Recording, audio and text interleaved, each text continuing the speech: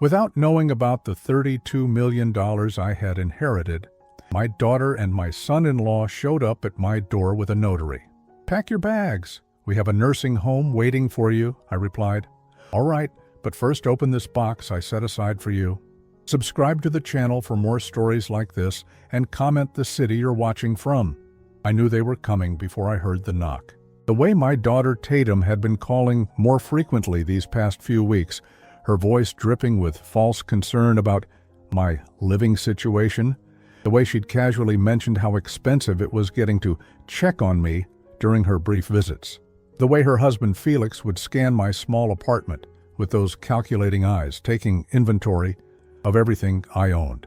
At 60, I'd learned to read people's intentions through their silences more than their words. The knock came at exactly 2 in the afternoon on a Tuesday. Deliberate, planned. I'd been expecting this moment for months, watching it build like storm clouds on the horizon. I shuffled to the door in my worn slippers, playing the part they expected me to play.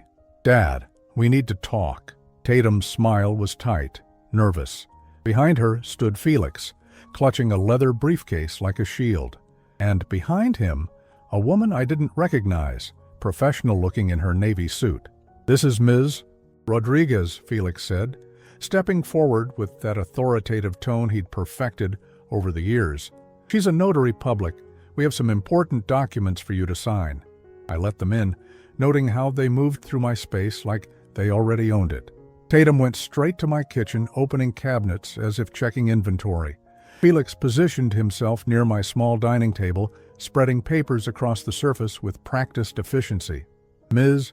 Rodriguez remained by the door, uncomfortable, but determined to fulfill her professional duty.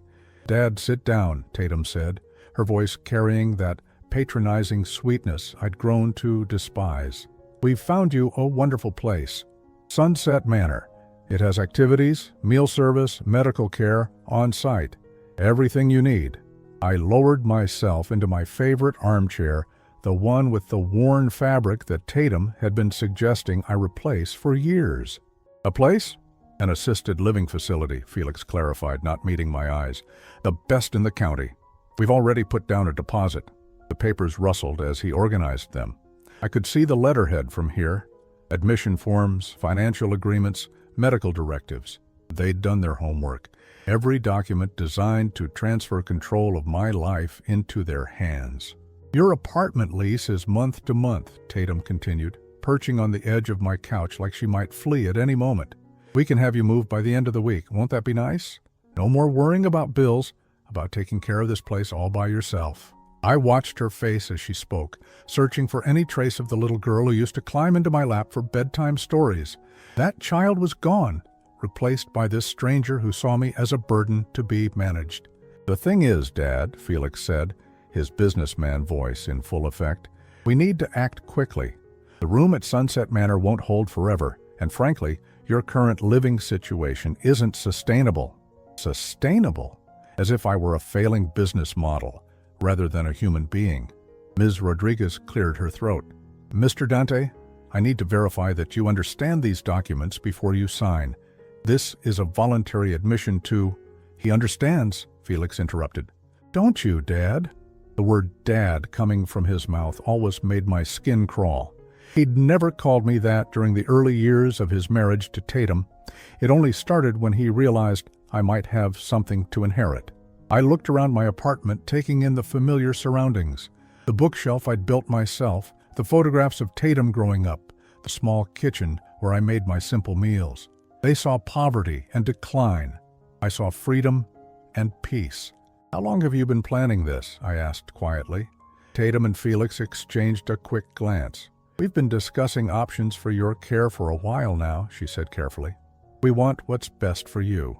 And you decided this without asking me." "Dad, you're not thinking clearly lately," Felix said, his patience already wearing thin. "Last week you forgot our dinner plans. You've been having trouble managing your finances. It's time to be realistic about your limitations." Oh, I almost smiled at that. Limitations, if only they knew.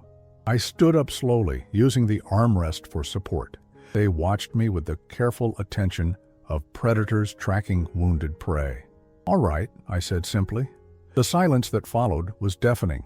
They'd clearly prepared for arguments, tears, resistance. My easy acceptance caught them off guard. "All right," Tatum repeated. "I'll sign your papers." I moved toward the dining table where Felix had arranged everything. "You're right. It's time." Felix's relief was palpable. He began explaining each document, pointing to signature lines with barely contained excitement. Ms. Rodriguez watched me carefully, professionally obligated to ensure I understood what I was agreeing to. As I reached for the pen, I paused. "Actually, before I sign anything, there's something I need to give you both. I've been saving it for the right moment."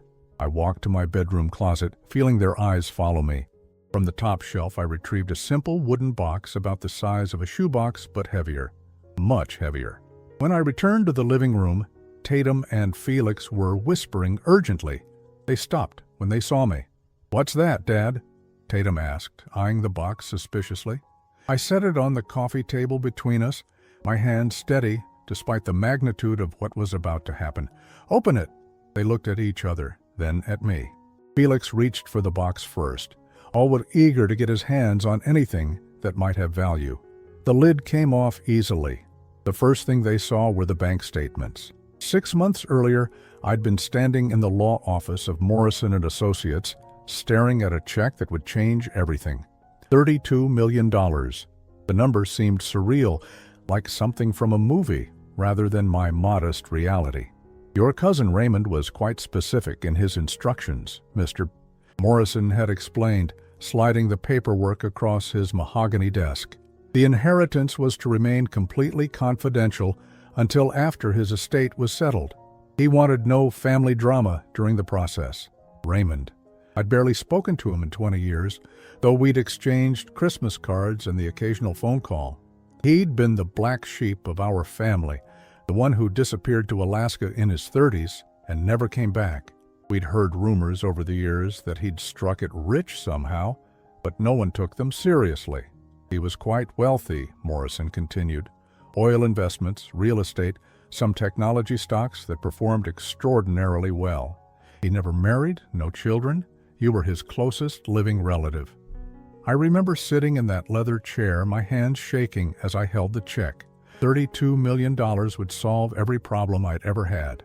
I could move out of my cramped apartment, help Tatum and Felix with their mortgage, maybe even travel like I'd always dreamed. But something held me back. "Mr. Morrison," I'd said carefully, "what would happen if I didn't immediately access this money? If I wanted to keep it quiet for a while?" He'd raised an eyebrow but nodded professionally. "Perfectly legal. We could set up a private account. Investments if you prefer. The funds would remain confidential until you choose to use them." That's when the plan began forming in my mind. I'd been watching Tatum and Felix's behavior toward me shift over the past few years. The visits became shorter, more focused on my needs and limitations. Felix started asking pointed questions about my finances, my health, my living arrangements. Tatum began making comments about how hard it was to worry about me while managing their own busy lives. The inheritance gave me something I'd never had before, the power to test them, to see who they really were when they thought I had nothing to offer. So I waited. I kept living in my small apartment, maintained my careful budget, continued playing the role of the struggling elderly father who needed their help. And I watched. The first test came 3 months after receiving the inheritance. Tatum called, her voice bright with false cheer. "Dad, Felix and I were thinking about that cruise we mentioned. You know, the one we could all take together? But honestly, the cost is just a bit much right now." She didn't ask directly. She never did. But the implication hung in the air like smoke. In the past, I might have found a way to contribute, maybe even gone into debt to make her happy. This time I simply said, "That sounds lovely. I hope you can make it work." The silence on the other end told me everything. The second test came a month later. Felix called during one of his check-ins, which had become more frequent lately. "You know, Dad, Tatum and I have been talking. This apartment you're in, it's not really suitable for someone your age. What if you fell? What if you had a medical emergency?" "I'm managing fine," I'd replied. "But are you, though? I mean, financially speaking, how long can you really afford this place? We've looked into some options that might be more practical, more affordable, more controllable.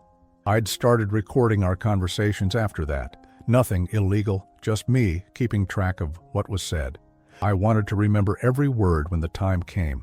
The third test was the cruelest. Tatum showed up unannounced one evening, tears in her eyes. "Dad, I have to tell you something. Felix lost his job last week.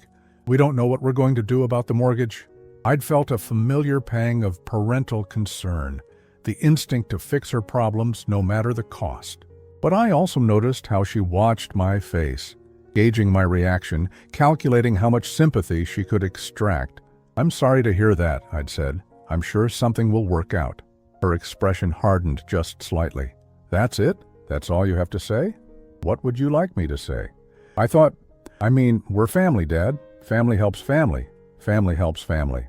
The words echoed in my mind as I sat in my modest apartment that night, knowing I had $32 million sitting in a private account while my daughter struggled with mortgage payments.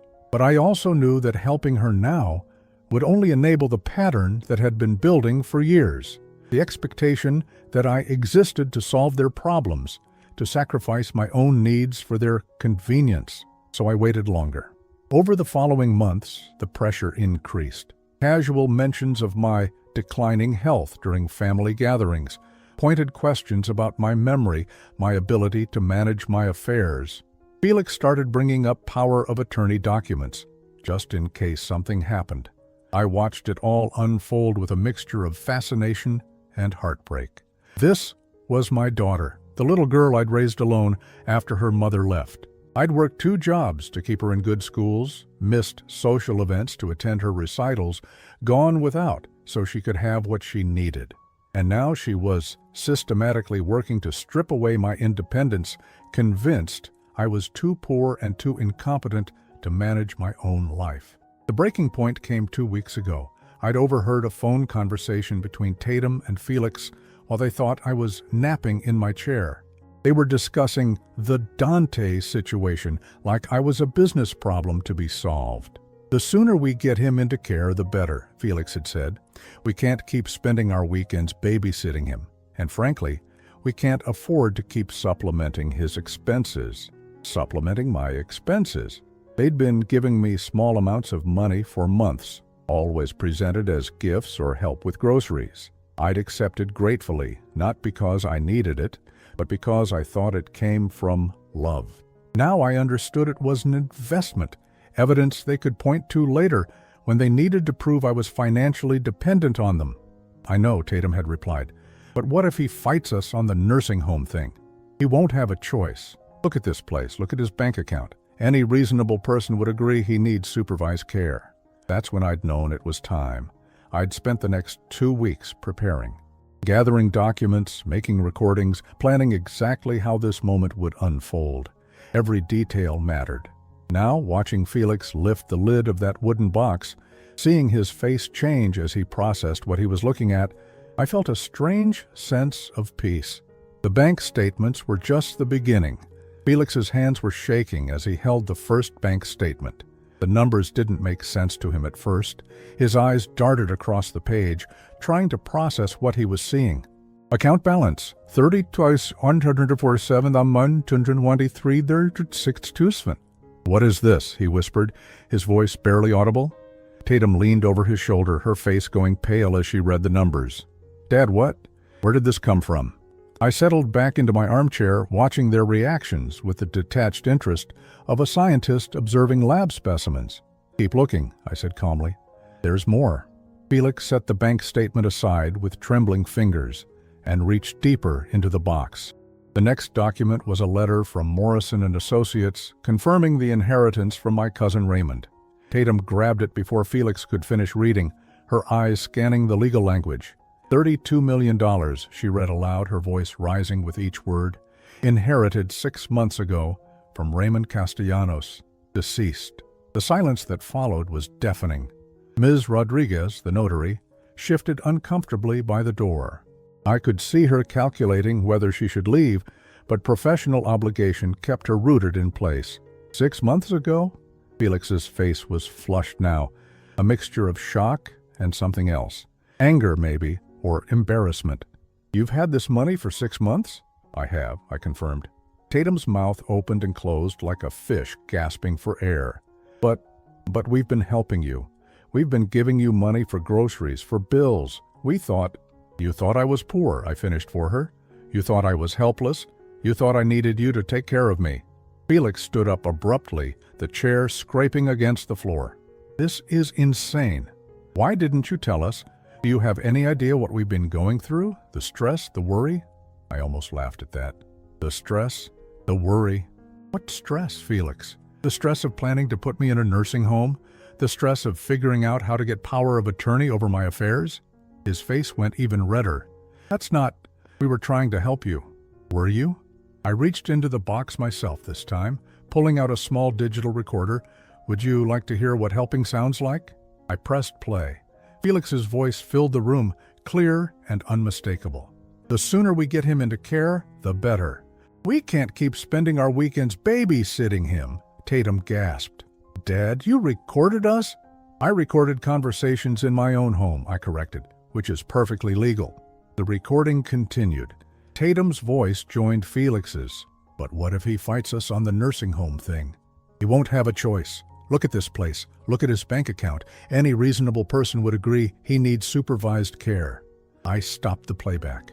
The silence was suffocating. Ms. Rodriguez was staring at the floor, clearly wishing she was anywhere else. You planned this, I said, my voice steady despite the pain in my chest. You've been planning to take control of my life for months. The only problem was, you thought I was a poor old man with no options.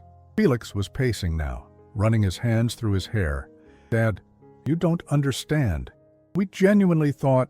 look at this place. Look at how you've been living. Oh? I've been living exactly how I chose to live, I replied, modestly, peacefully, without drawing attention to myself or my finances. Tatum was crying now, but they weren't tears of remorse. They were tears of frustration, of plans falling apart. Why didn't you trust us enough to tell us? The question hung in the air like a challenge. Why didn't I trust them? I looked at my daughter, this woman I'd raised and loved and sacrificed for, and I saw a stranger, someone who viewed my independence as an inconvenience, my autonomy as an obstacle to be overcome. Trust, I repeated slowly. You want to talk about trust? I reached back into the box and pulled out a folder thick with documents.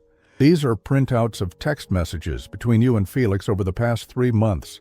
Messages about the old man, about my declining mental state, about how to handle the situation. I opened the folder and read from the top page. From Tatum to Felix 3 weeks ago. He's getting more stubborn about the money thing. We might need to just make the decision for him. Tatum's face crumpled. Those messages were taken out of context. Were they? I flipped to another page. From Felix to Tatum 2 weeks ago. Found a place that takes Medicaid patients. Once we get him declared incompetent, the state will cover most of the costs. Felix stopped pacing. Now wait just a minute. Incompetent, I repeated, savoring the word. That was your plan, wasn't it? Have me declared mentally incompetent so you could make decisions about my care, my living situation, my finances? The truth was written all over their faces. They'd been caught, and they knew it. Dad, please, Tatum said, her voice breaking. We were scared. We thought you were struggling. We thought we were protecting you. Protecting me from what? From living my own life? From making my own choices? I stood up and walked to the window, looking out at the parking lot where their expensive cars sat next to my modest sedan. Do you know what the cruelest part of all this is? It's not that you wanted to control my life, it's that you never once asked me what I wanted. I turned back to face them. Not once in all these months of planning and scheming did either of you sit down with me and ask, Dad, how are you doing? What do you need? How can we help? Instead, you decided among yourselves what was best for me. Felix tried to rally. We're your family. We love you. We want what's best for you. No, I said firmly. You want what's convenient for you, what makes you feel good about yourselves, what solves the problem of having an aging father without actually having to invest time or emotional energy in a real relationship. The box on the coffee table still held more secrets. I could see Tatum eyeing it nervously, wondering what other revelations awaited her. "There's more," I said, answering her unspoken question. "So much more. But first, I think you should know that everything you thought you knew about my situation was wrong. I'm not poor. I'm not helpless. I'm not declining mentally or physically." I picked up the nursing home admission papers that Felix had spread across my dining table, and I'm certainly not signing these. I tore the papers in half, then tore them again. The sound seemed to echo in the small apartment. Ms. Rodriguez finally spoke. "Mr. Castellanos, I think my services are no longer required here." "Actually," I said, "I might need you to notarize something else entirely. Something my daughter and son-in-law are going to find very interesting." I reached into the box one more time, my fingers closing around a document that would change everything they thought they knew about their future. "You see," I continued, "having $32 million gives a person certain options I've been exploring while you've been planning my imprisonment." The document I pulled from the box was thick, official-looking, with the letterhead of a private investigation firm. Felix's eyes widened as he read the company name across the top. "You hired investigators?" Tatum's voice was barely a whisper. "I hired professionals to document what I suspected was happening," I corrected. "What I'd hoped I was wrong about." I opened the folder and began reading from the first page. "Investigation into potential elder abuse and conspiracy to commit fraud initiated 6 weeks ago?" I looked up at their stunned faces. "Turns out you weren't as careful as you thought you were." Felix tried to grab the folder, but I pulled it away. "This is my property, but I'm happy to share the highlights." I flipped to a page marked with a yellow sticky note. Phone records show 47 calls between Tatum and Felix in the month of January alone, discussing what they termed Operation Sunset Manor. Interesting name choice, don't you think? Tatum's face had gone from pale to gray. "Dad, this is crazy. You're acting paranoid." "Paranoid?" I continued reading. Text message from Felix to his brother Marcus, dated February 15th. "Once the old man is in the home, we'll have access to his accounts. Could be enough to cover our debts, and then some."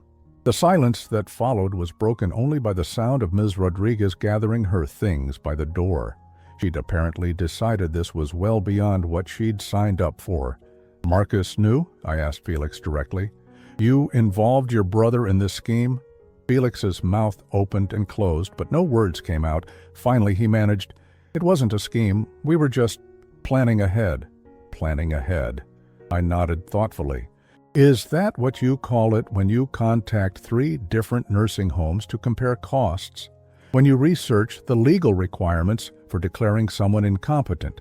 When you make appointments with elder care attorneys about guardianship proceedings?" I pulled out another folder, this one filled with printouts and photographs. "My investigators were very thorough. They documented every meeting, every phone call, every step of your plan." Tatum was sobbing now, but it still felt performative rather than genuine. "We thought we were helping you. We thought you needed care." "Did you think I needed care when you told the intake coordinator at Sunset Manor that I had early-stage dementia?" I read from another page. "Did you think you were helping when you told them I was a fall risk who couldn't be trusted to manage my own medications?" Felix found his voice. "We never said you had dementia." I pulled out a small recording device, different from the first one. "February 23rd phone call to Sunset Manor. Would you like me to play it?" His face went ashen. "How did you—" "Money buys a lot of things, Felix, including very sophisticated surveillance equipment." I set the recorder on the coffee table but didn't press play. "Not yet. In this particular recording, you tell the admissions director that I've been showing signs of confusion and that I sometimes forget to eat or take my medications." "That's not—" He started, then stopped. "Not what? Not true? Not what you said, or not what you meant?" I walked over to my bookshelf and pulled down a thick photo album. "Let me show you something else my investigators discovered." I opened the album to a section filled with printed photographs. These were taken over the past 6 weeks. Pictures of you, Felix, driving past my apartment building. Pictures of you, Tatum, talking to my neighbors about my health concerns. The photos were damning. Clear shots of Felix sitting in his car across the street from my building, watching. Pictures of Tatum talking animatedly to Mrs. Chen from downstairs. gesturing toward my apartment window. "You've been building a case against me," I said simply, "creating a narrative of decline and incompetence to justify taking control of my life." Tatum wiped her eyes with the back of her hand. "We were worried about you living alone. That's not a crime." "You're right, worry isn't a crime, but conspiracy to commit fraud is." I pulled out yet another document from the seemingly endless box. "This is a copy of the power of attorney paperwork you had drawn up 3 weeks ago, the one you planned to present to me after I was settled in at Sunset Manor." Felix grabbed for the papers, but I held them out of reach. "This document would have given you complete control over my finances, my medical decisions, my living arrangements, everything." "Dad, please," Tatum said, desperation creeping into her voice. "We can work this out. We can talk about this like adults." "Adults?" I laughed, but there was no humor in it. "Adults don't conspire behind their father's back. Adults don't spread lies about someone's mental state to justify controlling them." I sat back down in my armchair, the weight of the moment settling over me. "Do you want to know the worst part? It's not that you tried to steal from me. It's not even that you were willing to lock me away in a nursing home against my will." I looked directly at Tatum, my daughter, the little girl who used to climb into my lap when she had nightmares. "The worst part is that you never loved me enough to actually get to know me. You saw what you expected to see. A poor, lonely old man who needed to be managed." "That's not true," she whispered. "Isn't it? When was the last time you asked me about my interests, my dreams, my plans for the future? When was the last time we had a conversation that wasn't about my limitations or your concerns about my well-being?" The question hung in the air like an accusation, because we all knew the answer. It had been years. "You know what I've been doing with my free time while you've been plotting against me," I continued. "I've been learning Spanish. I've been taking online courses in art history. I've been planning a trip to Italy that I've dreamed about my entire life." I gestured around my modest apartment. "This isn't poverty, Tatum. This is choice. I live simply because I want to, not because I have to. I drive an old car because it runs well, and I don't need to impress anyone. I shop for groceries with coupons because I was raised to be careful with money, not because I can't afford full price." Felix was shaking his head. "This is insane. You're telling me you've been pretending to be poor while we've been trying to help you?" "I haven't been pretending anything. I've been living my life quietly and peacefully, while you've been creating a fantasy about who I am and what I need." I reached into the box one final time and pulled out a legal document that made both of them freeze. "This," I said, holding up the papers, "is my new will and testament, drawn up last week and properly notarized." I glanced toward Ms. Rodriguez, who was still hovering by the door. "Perhaps you could witness this since you're already here." Tatum's voice was barely audible. "Dad, what does it say?" I smiled, but it wasn't a kind smile. It was the smile of someone who had been pushed too far and was finally pushing back. "It says that my entire estate, all $32 million of it, will be donated to various charities upon my death. Charities that help elderly people who are actually vulnerable, actually in need of protection from family members who would exploit them." The blood drained from both their faces. "But don't worry," I continued. "I'm not done yet. There's so much more you need to understand about what you've done and what it's going to cost you." The silence in my small apartment was suffocating. Felix stood frozen, his face a mask of disbelief and growing panic. Tatum had sunk onto my couch, her hands covering her face as the full weight of what I'd revealed began to settle in. $32 million to charity? Felix's voice cracked on the words. "Dad, you can't be serious. I've never been more serious about anything in my life." I set the will down on the coffee table where they could both see it clearly. "Every penny will go to organizations that protect vulnerable seniors from exactly the kind of abuse you two have been planning." Tatum looked up, tears streaming down her face. But I'd learned to read her tears over the years. These weren't tears of remorse or understanding. They were tears of loss, of opportunity slipping away. "Dad, please," she said, her voice taking on that wheedling tone I remembered from her teenage years when she wanted something. "We made mistakes. We can fix this. We can start over." "Start over?" I reached back into the box, which seemed to contain an endless supply of revelations.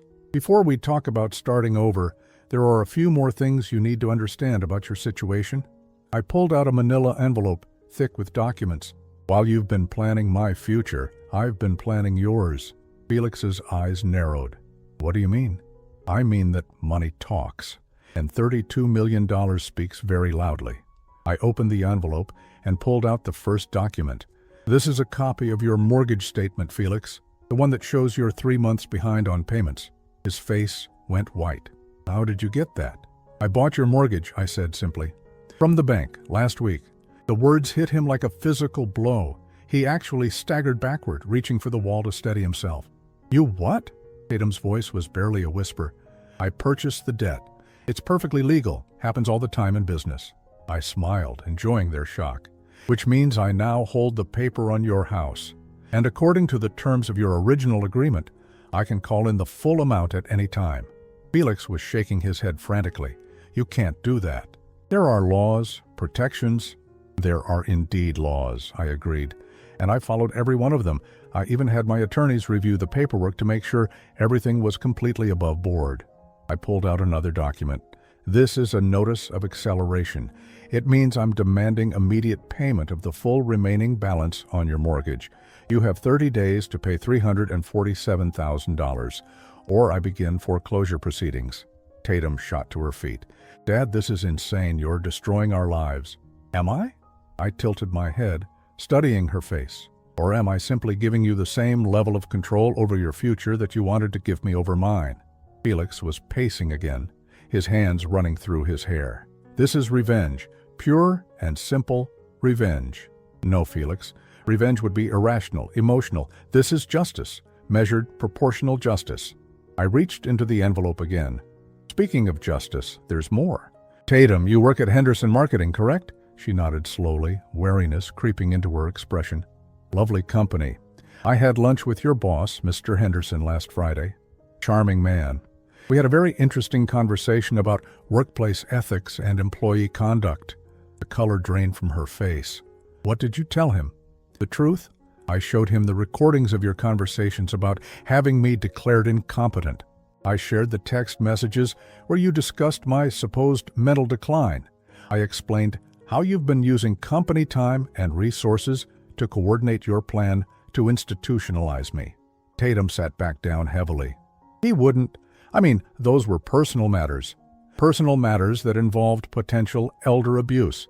Mr. Henderson was quite concerned about having an employee who would participate in such activities. It reflects poorly on the company's values, you understand?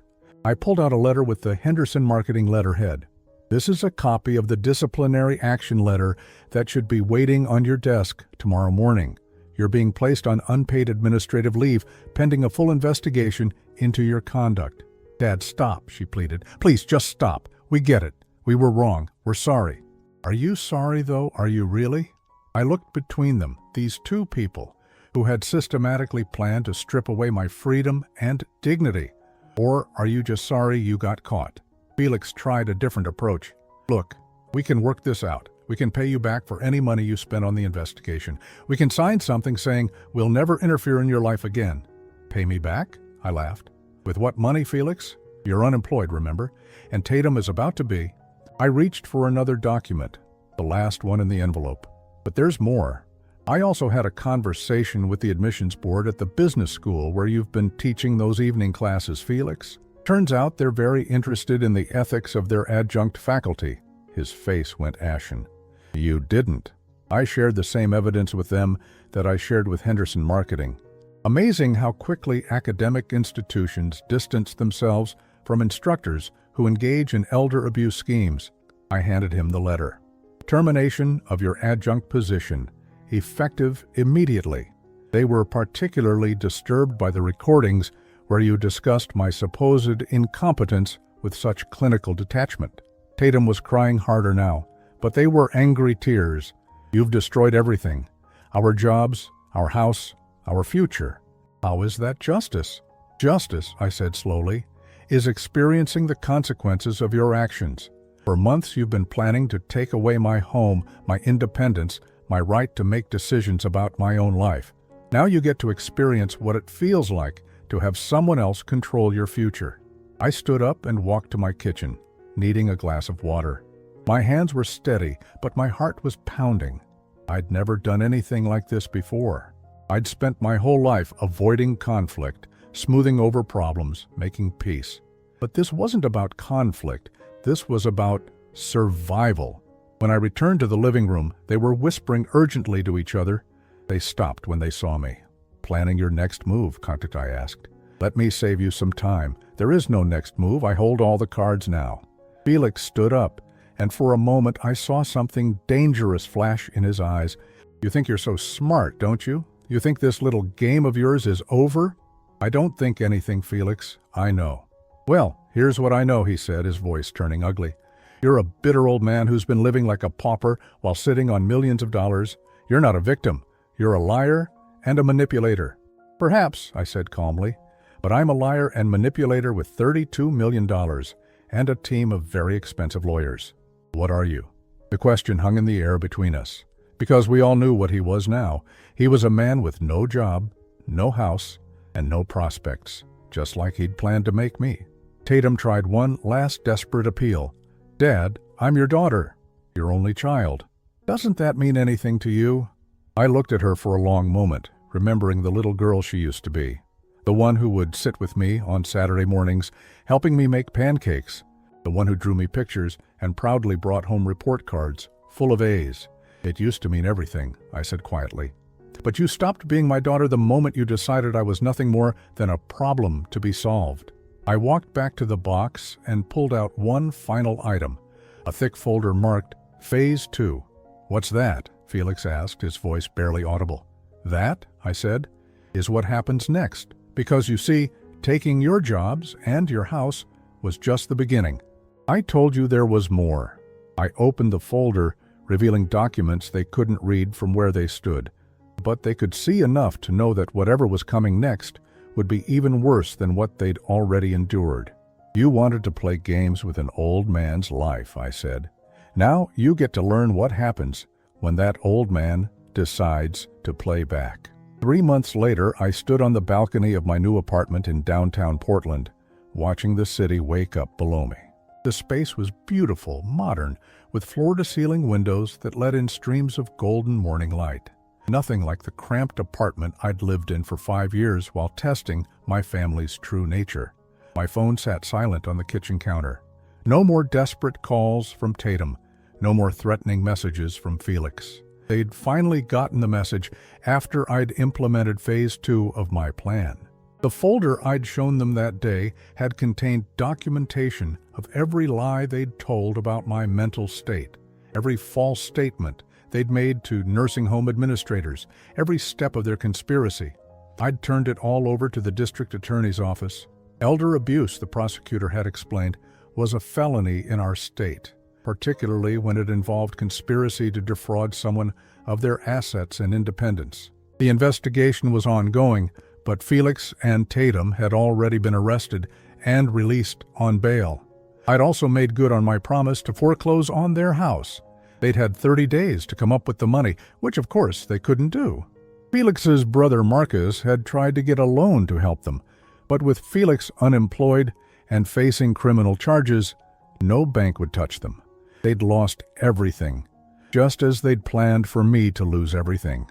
The doorbell chimed, interrupting my thoughts. I wasn't expecting anyone, but when I opened the door, I found Mrs. Chen from my old building standing in the hallway, holding a small potted plant.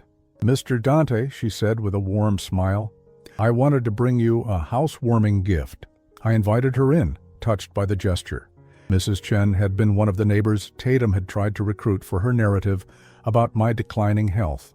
Unlike the others, Mrs. Chen had actually come to me directly to ask if I was okay. "This place is beautiful," she said, looking around the spacious apartment. "Much better than that tiny place you were in before." "I was ready for a change," I said, making tea for both of us. "I'm glad. You seem happier, more yourself." She paused, choosing her words carefully. "I heard about what happened with your daughter and her husband." I nodded. The story had made the local news when they were arrested. "Elderly man exposes family's plot to institutionalize him" had been the headline. "I'm sorry," Mrs. Chen said softly. "It must be painful. having family betray you like that. It was, I admitted. But it was also liberating. I spent so many years making excuses for their behavior, telling myself they meant well. The truth set me free. After Mrs. Chen left, I returned to the balcony with my morning coffee. The truth had indeed set me free, but freedom had come with a price. I had no family left, no children or grandchildren to share holidays with, no one to call when I needed help or just wanted to talk. But I also had something I'd never had before: peace. My phone buzzed. A text from Dr. Martinez, the Spanish tutor I'd hired for my upcoming trip to Barcelona. Ready for tomorrow's lesson? I smiled, typing back, absolutely. The trip to Spain was planned for next month. After that, I was thinking about Italy, maybe Greece. I had a whole list of places I'd dreamed about visiting but never thought I could afford. The irony wasn't lost on me. I'd lived like a poor man while secretly being wealthy, and now I was finally living like a wealthy man while feeling richer in spirit than I ever had. Another text came in, this one from an unknown number. My heart skipped, wondering if Tatum had gotten a new phone and was trying to contact me again. But when I read the message, it was from someone else entirely. Mr. Castellanos, this is Sarah, your cousin Raymond's neighbor in Alaska. I found some things I think you should have. Raymond, the cousin whose inheritance had changed everything. I'd been curious about him since receiving the money, wondering what kind of man he'd been, what his life in Alaska had been like. I called Sarah back immediately. Her voice was warm, grandmotherly. Raymond talked about you sometimes, she said. He said you were the only family member who never asked him for anything, never judged him for leaving. I barely knew him, I admitted. He knew you, though. He followed your life from a distance. He knew about your daughter, about how hard you worked to raise her alone after your wife left. He admired that, she paused, and I could hear papers rustling in the background. He left some personal items he wanted you to have, letters, photographs, some family history. Things he said would help you understand why he chose you. 2 weeks later, a package arrived from Alaska. Inside were dozens of letters Raymond had written but never sent, chronicling his life in the wilderness, his successful investments, his growing wealth. But more importantly, they contained his observations about our family. Dante is the only one who understands that money isn't everything, one letter read. He works hard, loves his daughter, and never complains about what he doesn't have. The others are always asking for handouts, always wanting something. But Dante, he just lives his life quietly and decently. Another letter dated just 6 months before his death. I've been watching the family from afar, and I'm worried about Dante. His daughter has married a man who sees dollar signs instead of people. I fear they'll take advantage of Dante's good nature. The inheritance will either save him or reveal the truth about who really loves him. Raymond had known. Somehow, from thousands of miles away, he'd seen what was coming. The last letter in the box was addressed directly to me, dated the week before Raymond died. Dear Dante, if you're reading this, it means my lawyer has done his job and you've received the inheritance. I hope it brings you happiness, but more than that, I hope it brings you clarity. Money has a way of revealing people's true nature. Some will love you more when they think you have it. Others will love you less when they know you don't need them. The real gift isn't the money, cousin. It's the knowledge of who you can trust and who you can't. Use it wisely. Brayamimon. I sat in my comfortable chair, surrounded by natural light and the quiet hum of the city below, and felt a deep sense of gratitude, not just for the money, but for the wisdom that had come with it. My phone rang. The caller ID showed a number I didn't recognize, but something made me answer. Dad? Tatum's voice was small, broken. Please don't hang up. I almost did, but curiosity got the better of me. What do you want, Tatum? I wanted to say I'm sorry, really sorry. Not because of what happened to us, but because of what we tried to do to you. I said nothing, waiting. Felix and I are getting divorced, she continued. The stress, the legal bills, the shame of what we did, it destroyed us, but it also made me realize something. She was crying now, and for the first time in months, the tears sounded genuine. I realized that somewhere along the way, I stopped seeing you as my father and started seeing you as an obligation, a burden, and that's on me, not you. You never asked to be taken care of. You never asked for our help. We just assumed you needed us because it made us feel important." I looked out at the city, processing her words. "Why are you telling me this?" "Because I don't want your money, Dad. I don't want anything from you except maybe, someday, the chance to know you again. The real you, not the version of you I created in my head." The conversation lasted only a few more minutes. She gave me her new address, told me she was working at a small marketing firm, starting over. She said she understood if I never wanted to see her again, but she hoped that someday I might be willing to try. After I hung up, I sat in the golden afternoon light, thinking about forgiveness and second chances, about the difference between apology and understanding, about the long journey from betrayal to redemption. I didn't know if I'd ever be able to trust Tatum again. I didn't know if our relationship could be rebuilt from such a broken foundation. But for the first time since this all began, I felt something other than anger toward her. I felt possibility. Outside my window, the city continued its daily rhythm. People going to work, building lives, making choices that would define their futures. I was one of them now, no longer hiding from my own possibilities, no longer diminishing myself to make others comfortable. I picked up my phone and opened my travel app. Barcelona was booked, but there were so many other places to explore, so many adventures still waiting. At 60, I was finally free to discover who I really was when nobody was watching, nobody was judging, and nobody was trying to control my story. It was the most valuable inheritance of all.